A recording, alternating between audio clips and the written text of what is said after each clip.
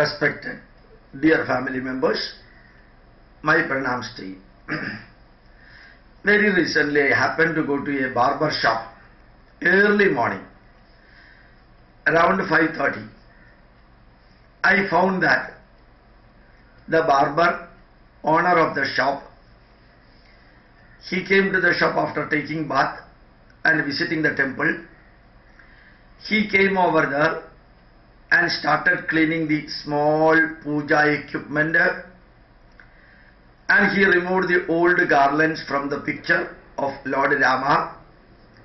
He put the new garland, he put the flowers, he put the lamp lit, and he put some water in front of the picture. He cleaned the location, and batti also he burnt, and he performed a small puja with a prayer for about 5 minutes altogether. After that, he put the CD of Bhakti Gana, devotional song CD he played, and all the light he switched on early morning at 5:35 or 5:40. And after performing the puja, then he entered into his karma of cutting the hair. Remember that this is Hinduism.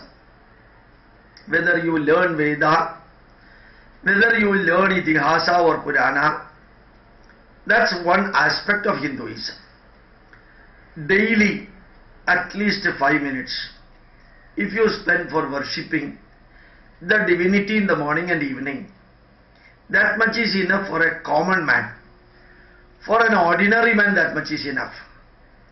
Whenever you get the time and opportunity, learn about Hindu Dharma through the stories in the Purana, stories and experiences in Mahabharata, then experiences of the people in Ramayana, messages from Vedas, the truth and fact from the Upanishad. Next point, I would like to compare a petrol pump with the temple, the idol vigraha visheshena grahayitum yat shakyam tat vigraha. The sanctum sanctorum of the temple has got in the center the vigraha, idol.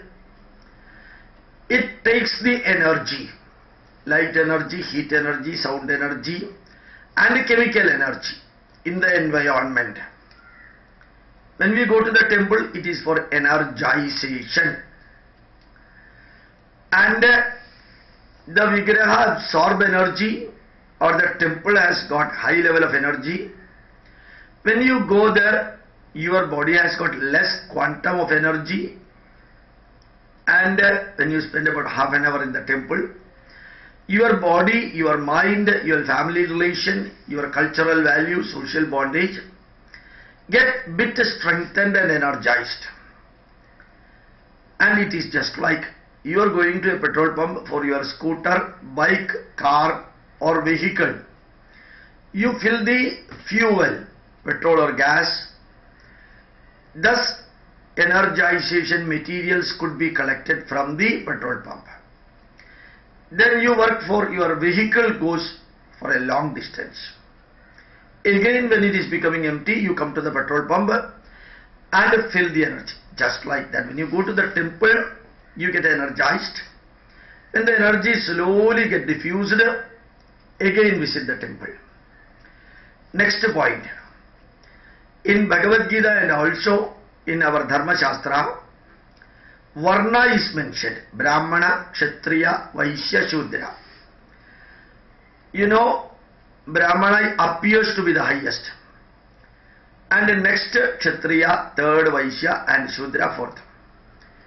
Now just to see, in our office also, we have got class 1 officers, class 2 officers, class 3 officers, class 4 officers. Just like some people used to think Brahmana in the 1, Kshatriya in the 2, Vaishya in the 3, and Shudra in the 4. It has got nothing to do with the caste system. Uttamam cha adamam cha edat karma na vidyate. There is nobody can define that this is the best job or worst job. It's only the name Janmanal jayate martya. By birth we are all human being. Karmanal jayate dvija. By profession we get a second name. By profession we get the second name, like a doctor, lawyer, teacher, security man, police or soldier, or MLA, MP, chartered accountant, and so on. By profession we get a second name. Karmanal jayate dvija. Brahmajnanena eva brahmana. When you acquire the knowledge of Brahmajnanam through Veda learning, Upanishad learning, you become a Brahmana. But the caste is entirely different. Varna is entirely different.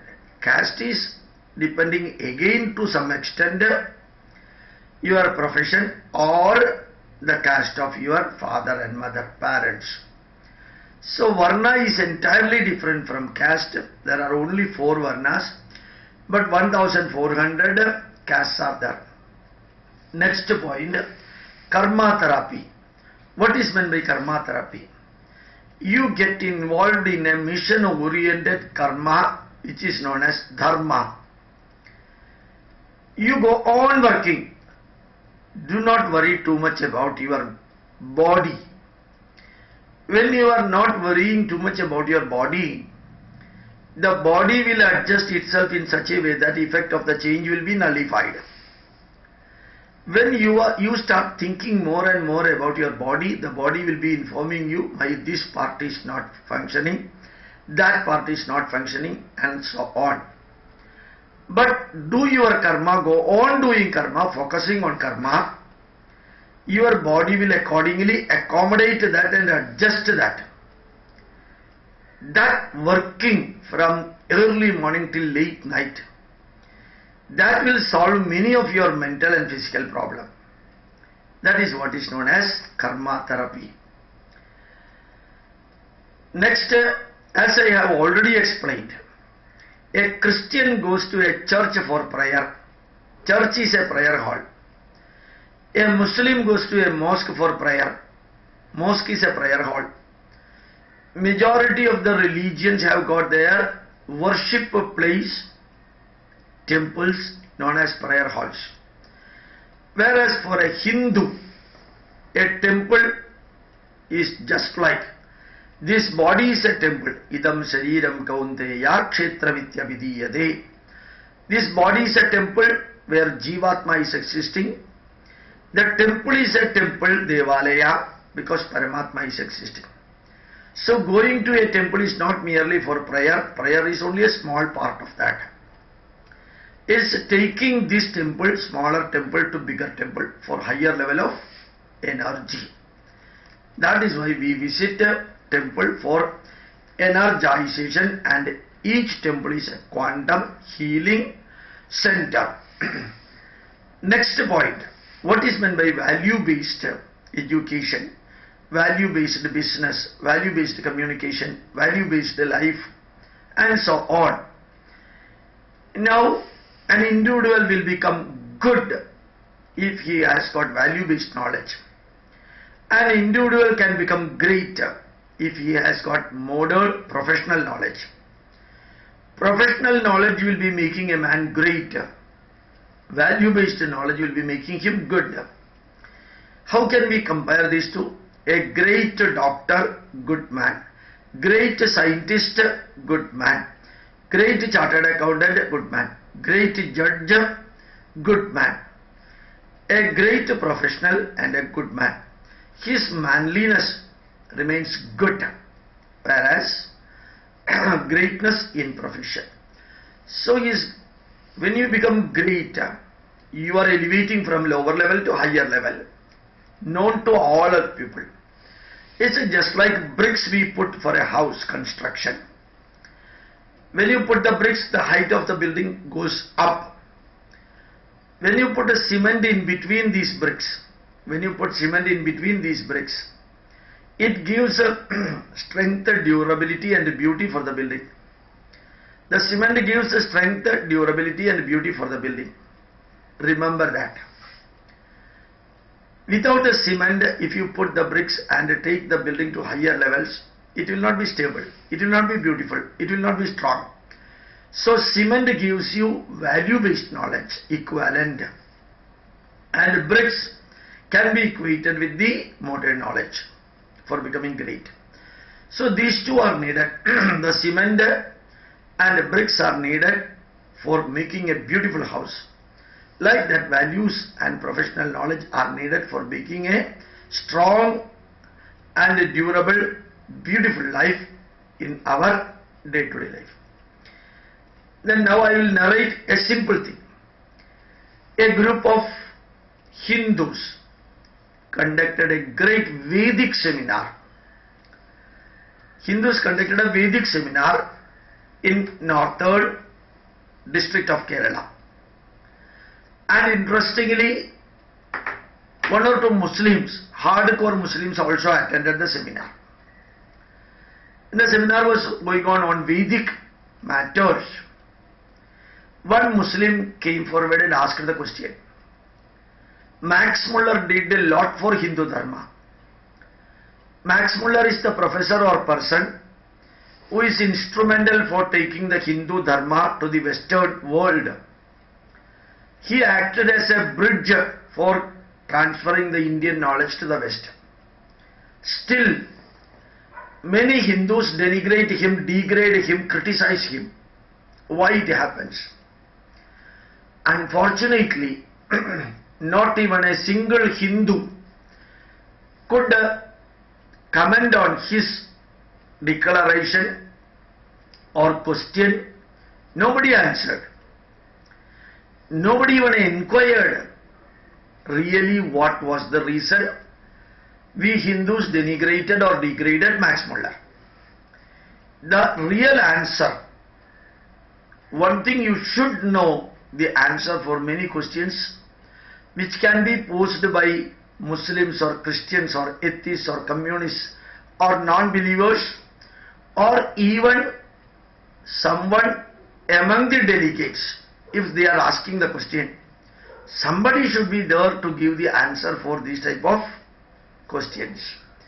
The answer is that Lord Macaulay paid £5 for each page of Veda's misinterpretation to Max Muller.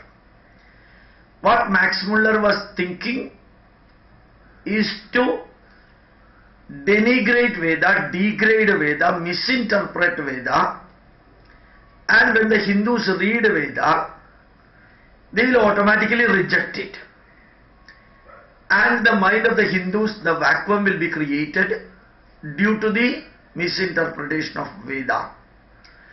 In that vacuum, as Lord Macaulay said, Max Muller wrote to his wife also, I am misinterpreting the Vedas, and a vacuum will be created during then. If it is not filled with the biblical thoughts, whose mistake shall it be? Which is the content of the letter. So Max Muller ultimate aim was not introducing Indian literature to the West. His ultimate aim was to create the vacuum in the mind of the Hindus through misinterpretation and degrading the Vedic content. Of course, he started with that aim, and later he slowly changed and then took the Dharma responsibility of learning and teaching Hindu Dharma and Indian culture, and then he started doing a positive mission oriented work. But earlier books are denigrating Hindu Dharma. That is why Hindus were criticizing Max Muller. Thank you very much. My pranams to you.